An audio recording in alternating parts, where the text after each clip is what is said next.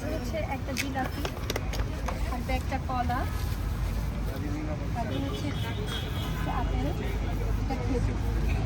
এই ফলগুলো হচ্ছে একটা প্যাকেটে যাবে।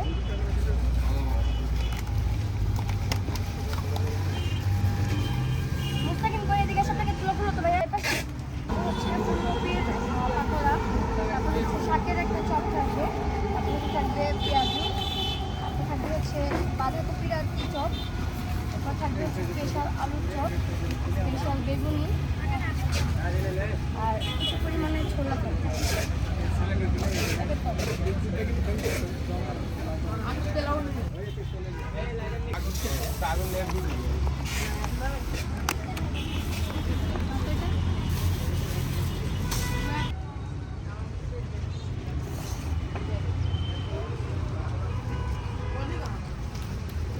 দাদা ছোট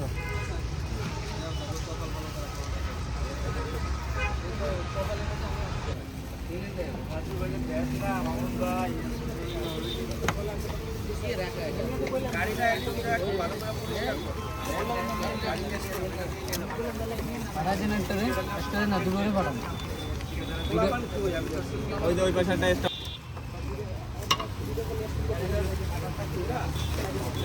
পরিষ্কার করবি। আচ্ছা এইখানে এত মানুষ তো দরকার নাই, সাব্বির ভাই ওই পাশে চলে যাও। এইটা দরিয়া নিয়ে ওইটা সুন্দর করে সাজাও। হ্যাঁ তুই ওই দিকে তো তাহলে আমি তো সাজাতে পারবো।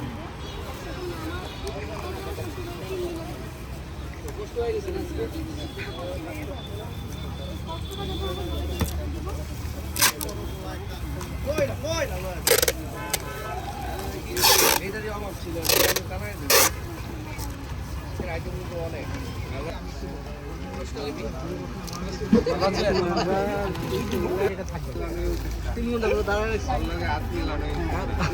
ভাই জমি 5 দিনে 1 লাখ।